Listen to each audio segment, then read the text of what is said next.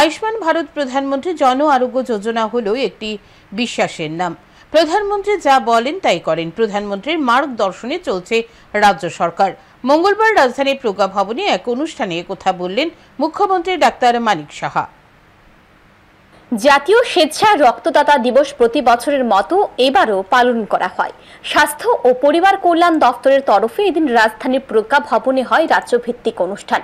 এছাড়াও এদিন পালন করা হয় আয়ুষ্মান ভারত প্রধানমন্ত্রী জন আরোগ্য যোজনার ৬ষ্ঠ বর্ষপূর্তি। এদিন অনুষ্ঠানে উপস্থিত ছিলেন মুখ্যমন্ত্রী ডাক্তার মানিক সাহা, স্বাস্থ্য সচিব কিরণ গিত্তে সহ সংশ্লিষ্ট আধিকারিকরা। অনুষ্ঠানে আলোচনা করতে গিয়ে মুখ্যমন্ত্রী বলেন, ৩,৪৩,০০০-এর বেশি সুবিধাভোগী প্রধানমন্ত্রী জন আরোগ্য যোজনায় বিভিন্ন হাসপাতাল থেকে পরিষেবা পেয়েছেন। ১৫ লাখের উপর সুবিধাভোগী এর আওতায় এসেছেন। তিনি বলেন, যারা বাকি রয়েছেন তারা মুখ্যমন্ত্রী জন আরোগ্য যোজনার আওতায় চলে আসবেন। এখনো পর্যন্ত বিভিন্ন হাসপাতাল থেকে ১২,০০০-এর উপর সুবিধা পেয়েছেন বলে দাবি মুখ্যমন্ত্রীর।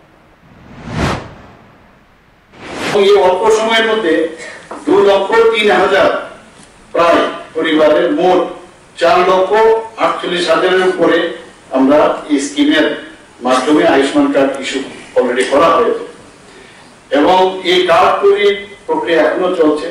এখন পর্যন্ত প্রায় 12,000-এরও বেশি রোগী বিভিন্ন হাসপাতাল থেকে তার বেনিফিটও পেয়েছে এবং চিফ মিনিস্টার জন আরোগ্য যোজনা এর অধীনে এখন পর্যন্ত 2,20,00,000 টাকার অধিক ক্লেম নিষ্পত্তি করা হয়েছে। দেশের মধ্যে রক্তদানের ত্রিপুরাতে সামনের দিকে এগিয়ে আসছে, এটা গৌরবের বিষয়। রাজ্যের ব্লাড ব্যাংকগুলিতে রক্ত জনসংখ্যার 1% থাকতে হয়। ইচ্ছে করলে একদিনে বিশাল পরিমাণ ব্লাড সংগ্রহ করে রাখা যাবে না।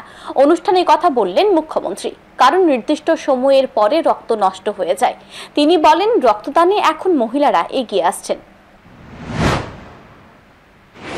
আমরা জানি যে ব্লাড ডোনেশন তো হয়, কিন্তু পাশাপাশি যারা এখনো সুস্বাস্থ্যের অধিকারী অথচ একটা ব্লাড দেওয়ার ক্ষেত্রে অনীহা এটা থাকে, তারা কিন্তু উদ্বুদ্ধ হবে। বিভিন্ন জায়গায় আমরা প্রতি সপ্তাহ যদি দেখেন, মান্থলি দেখলে আপনারা দেখবেন বহু জায়গায় মানুষ স্বতঃস্ফূর্ত হয়ে ব্লাড দিতে আসে। আরেকটা বিষয়, মহিলারা এখন চলে আসছে, বিশেষ করে ব্লাড দেওয়ার ক্ষেত্রে তারা কিন্তু ভলেন্টিয়ার হয়ে আছে। এদিন যেখানে রক্তদান শিবিরের আয়োজন করা হয়, অতিথিরা রক্তদান শিবির ঘুরে দেখেন। রক্তদাতাদের মধ্যে বেশ উৎসাহ উদ্দীপনা লক্ষ্য করা গেছে। Bureau report, news today.